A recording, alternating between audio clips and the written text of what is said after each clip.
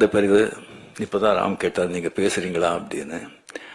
என்ன பண்றது, பேசித்தானே ஆகணும் அப்படின்னு சொல்லியிருந்தேன். இந்த மாதிரி அப்படின்னு சொன்னா நான் முதல்ல சொல்லியிருப்பேன், நான் பேசியிருக்க மாட்டேன், கொஞ்சம் விட்டுடுங்க அப்படின்னு. ஏன்னா நம்ம வந்து எப்பவோ ஒரு வாட்டி நம்ம பேசுறது, அந்த பழக்கம் இருக்கணும். பேசி பேசி எல்லா பேச்சாளர்கள் தான், அறிவாளிகள் தான். ஸோ அந்த அறிவார்ந்தவர்கள் இருந்த சபையில வந்து நீ பேசாம இருக்கிறது தான் ரொம்ப அறிவாளித்தனம் அப்படின்னு சொல்லுவாங்க.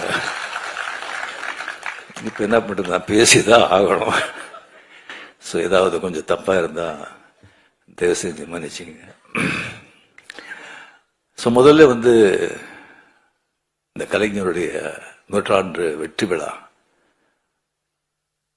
அவருடைய உடன்பிறப்புகள், முதலமைச்சவர்கள், அவருக்கு இந்த ஆண்டு பூரா அந்த கொண்டாடின விதம் இருக்கு. எத்தனை மாவட்டங்கள், எத்தனை விதமா. உலகத்திலேயே எந்த ஒரு அரசியல் தலைவருக்கும் இந்த மாதிரி யாருமே நூற்றாண்டு கொண்டாட்டங்கள் கொண்டாட மாட்டாங்க, கொண்டாட போவதும் இல்லை. எந்த அளவுக்கு அவர் மேல ஒரு அன்பு, ஒரு பாசம் இருந்தா அது பேசுறவங்களுக்கும் சரி கேட்கறவங்களுக்கும் சரி கொஞ்சம் கூட சலிப்பு தட்டாம, என்னமோ ராமாயணம் மகாபாரதம் கதை பிரவச்சனம் கேட்கிற மாதிரி, ஒரு பக்தர்கள் தான் அந்த மாதிரி வந்து கேட்பாங்க. அதை வந்து முன்னிலை நடத்தி முதலமைச்சர்கள் அத்தனை வேலை இருந்தா கூட எத்தனையோ விழாக்கள் அவரே கலந்து கொண்டு தலைமை தாங்கி விழாக்கள் நடத்திருக்காங்க. ஸோ நாம எல்லாருமே வந்து வெளியே பார்க்கிறோம். ஸோ வெளியே வந்து நல்லவங்க எல்லாம் வீட்லயும் நல்லவங்களா இருக்கணும்னு சொல்ல முடியாது. இங்க விழா போறதுக்கு முன்னாலே முதல்ல வந்து என்ன பேசணும் அப்படின்னு சொல்றதை விட எதையும் பேசக்கூடாது அப்படின்னு சொல்லி லிஸ்ட் போட்டு எடுத்தாங்க. வேற எவ்வளவு அரசியல் தான் அது. இங்க பேசினா வந்து ரொம்ப ஜாகிரதையா பேசணும். இங்க வந்து நம்ம மதிப்புக்குரிய நண்பர் ஸ்டாலின் சார் அவர்கள் முதலமைச்சரான பிறகு அவர் சந்திச்ச எல்லா தேர்தல்களையும், பார்லிமெண்ட் தேர்தல் உட்பட மிகப்பெரிய வெற்றி அடைஞ்சதுக்கு அதே வந்து சொல்லும் அவருடைய ஆளுமை, அவருடைய உழைப்பு, அவருடைய அந்த அரசியல் ஞானம், அதே வந்து அவர்கிட்ட சொல்லும். ஸ்கூல் டீச்சருக்கு இந்த நியூ ஸ்டூடெண்ட்ஸுங்க வந்து ப்ராப்ளமே கிடையாது, ஈஸியா வந்து சமாளிச்சிருவாங்க. பழைய ஸ்டூடெண்ட்ஸ் இருக்க பாருங்க, அவங்கள சமாளிக்கிறது சாதாரண விஷயம் இல்லை. இங்க ஏகப்பட்ட பழைய ஸ்டூடெண்ட்ஸ், நான் அங்க பார்த்து சொல்றேன், ஏகப்பட்ட பழைய ஸ்டூடெண்ட்ஸ். அது சாதாரணமான பழைய ஸ்டூடெண்ட்ஸ் இல்லை,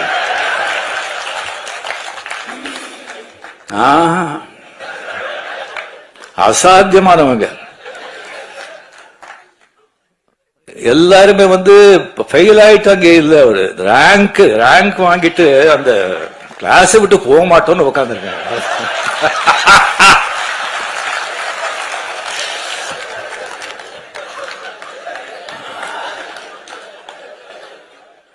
கலைஞரோட வந்து தம்பி சின்ன வயசுல இருந்தெல்லாம் பார்த்து இதுக்கு விட்டவங்க வந்து அவங்களெல்லாம் சமாளிக்கிறது சாதாரண ஒருத்தர் வேண்டாங்க.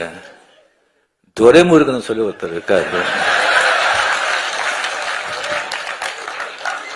கலைஞர் கண்ணிலேயே முதலிட்டு ஆட்டினவர் அவரு.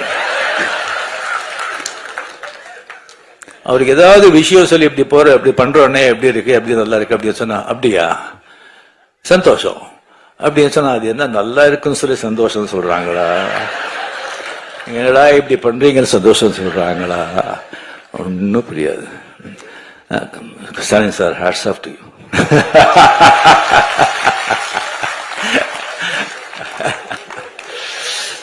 காணாம போயிருப்பாங்க. விமர்சனங்கள் வேணும், தேவை. அது ஒரு மழை மாதிரி இருக்கணும், புயல் மாதிரி இருக்கக்கூடாது.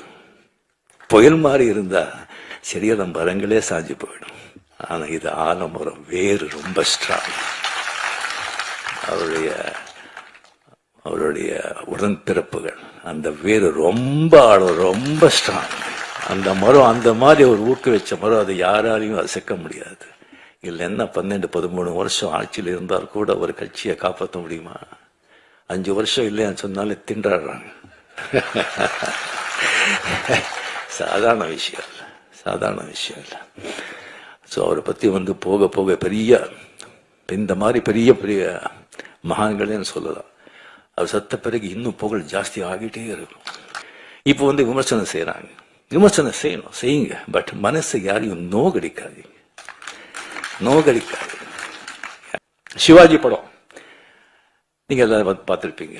மொத்தம் அரசியல்வாதிகளை சாடி, அரசியல்வாதிகளை விமர்சனம் பண்ணி, அரசாங்கத்தை விமர்சனம் பண்ணி, லஞ்சத்தை பத்தி சொல்லி அது எடுத்த படம். அது அந்த கதை தெரிஞ்சிருந்தும் சிஎம் அவர்கள் அந்த படத்தை பார்த்தாங்க.